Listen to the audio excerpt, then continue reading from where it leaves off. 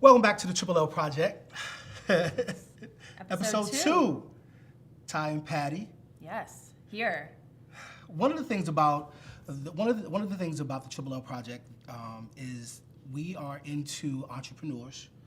We are into the business itself, and every week we're going to bring you a high profile or a job or something, an opportunity that's within the cannabis lifestyle or something that revolves about our cannabis lifestyle. I think that's the whole thing. Yeah. It's that 420 cannabis, everything. Because we want to break the stereotype as Absolutely. well that, you know, you see us, a lot of people see us out there as just stoners, whatever. So we're not just that puff it, pass it, whatever, sit there, eat Lay's, potato chips, and order pizza type of person, watch Netflix for 5 days straight. So there's Depends. a different vibe to it, and especially with all the technologies and stuff coming out these days, there's some pretty cool stuff. Right, and I think that's the thing is that as long as you live your lifestyle and you enjoy your lifestyle, you can do whatever you choose to, and you can do it responsibly. I think that's the most important thing. Yes. So as we get into the Cana-Biz, Biz. today, I love that Cana-Biz. right, I just like that. right, fun. and because this week we're profiling 2 entrepreneurs. We're 2. profiling urban delicacies and we're profiling loud tea. Yes. So we're gonna have a great interview with these guys Coming later up. on in the week. More episodes. So let's see, we just keep tagging that, so you gotta keep watching. You Yeah. gotta keep sticking with Yeah. us. Absolutely. And if you're curious about what Initiative 71 is, Google it. Get in the I forgot which way to comments. lean. Indeed. So this week's profile is about the marijuana edible chefs. Yes. It includes these days more than just cooking. So a lot of it revolves around creativity, a lot of it revolves around genres, a lot of it. Cannabis is an artwork, you know? Yeah. It's that creative outlet. People like that. So I could see where cooking it in different ways. Like most people, like I remember in high school and stuff, like I don't know if you did it when you were young and first experiencing and stuff, but I made butter. Did you ever do that? I no. did it. I come from the days of where people used to roll up Philly blunts. I could tell a story. So, well, no, I was a chemistry major, so I stole some good glassware and I made my nice I think everybody's had pure their own in the beginning. butter by myself. It was awesome. Yeah, I think in the beginning everybody has their own experiences of how they start in the lifestyle. I think it all comes with education. Yes. So that's the one big thing that Knowledge is a side effect. Boom. Indeed. All right. So But our Cana-Biz is Absolutely. the edible chef. now talk about money for a second. Oh, go So ahead. We on all an like average money. on an average basis, Yes. if this person is just a edible chef and they're just working or they're doing their thing, the average salary that they've seen thus far posted on the internet The other is type of green they get? the other type yeah, no. of choice. So they can make anywhere between $50K to start and all the way up to 100. You know, That's these awesome. and these are things like, and most entrepreneurs, and we'll talk about this with some of them later on as the show progresses. But as you'll see, they find creative ways in order to display their art. And then also there are certain they're areas, artists. Love right? that. Right, and into certain states and certain areas, art. you have your own restaurants, and there's a pretty big demand for edible chefs out here these days. And I know there's all different types too. Right. Because there's, you know, obviously like medical type side, the other side, like more trippy and everything. So everyone has their different way of doing it too.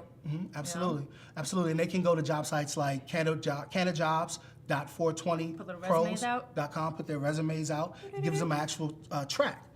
Now, speaking of that, you know, or at least it's pretty out there about some of the best chefs out there these days. I know. Tell us a little bit about it, Patty. So we have from herb.com, I have this awesome article. We're going to go through them. So these are America's top 5 cannabis chefs.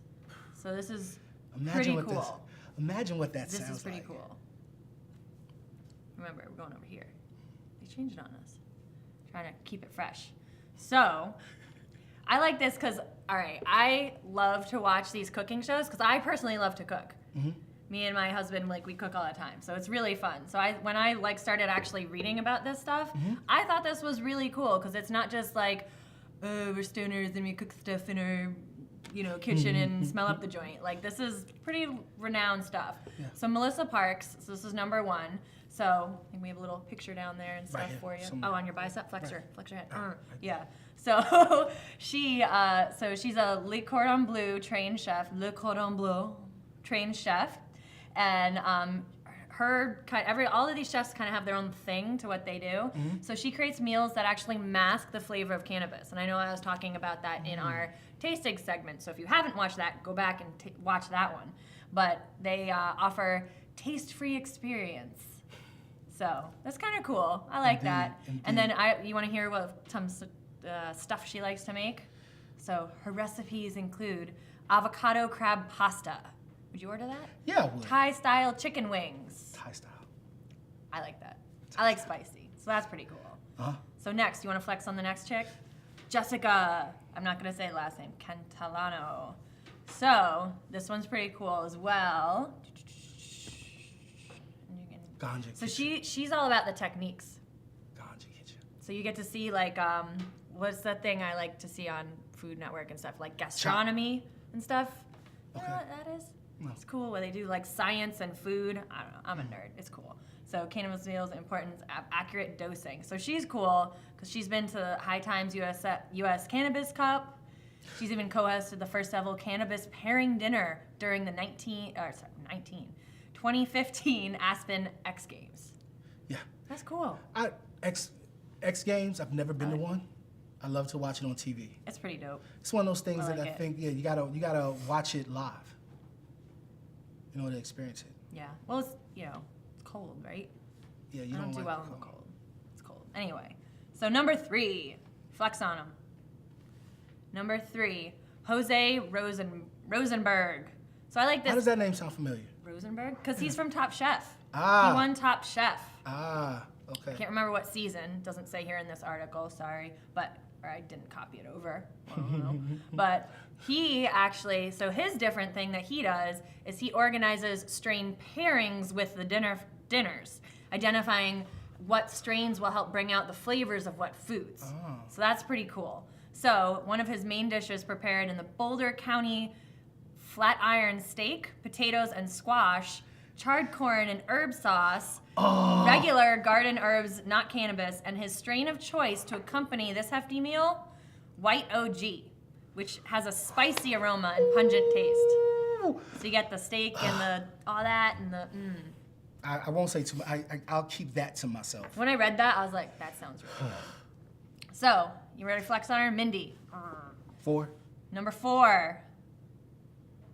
So, she's awesome because she's prepared with some of the top names in the industry. So Cresco Labs, one of the largest medical marijuana growers, she makes all type of edibles and delectables with them. So she's like breaking barriers with that. Whipped peanut butter, milk chocolate, toffee brittle, roasted almonds. That sounds like it'll put I you know. to sleep immediately. And the 5th one, number 5, it's a guy. So Chris, 5. he's known as the Herbal Chef. He could have been a little bit more original, but I get it. So this guy is just known for he just makes amazing stuff. He just amazing edibles. He's like the top guy for everything. And he does everything from New York strip steak medicated with red wine reduction to toffee pudding with infused chocolate and toasted coconut. So much. That stuff blows my mind because I haven't had that type of dinner yet. You've never had one? Not like an infused dinner like that. So do you think that maybe in 2018, Triple L Project can put together something for those who want to eat at a nice dinner with an Yes. chef? Are you thinking about doing this sometime in February? Sounds very good. Sounds very good. We'll leave it at that. We'll add more information about that. But we're about to get up out of here right now. Yeah, that was our Cana-Biz episode 2. Triple L Project. Stay tuned. Comment, like, subscribe.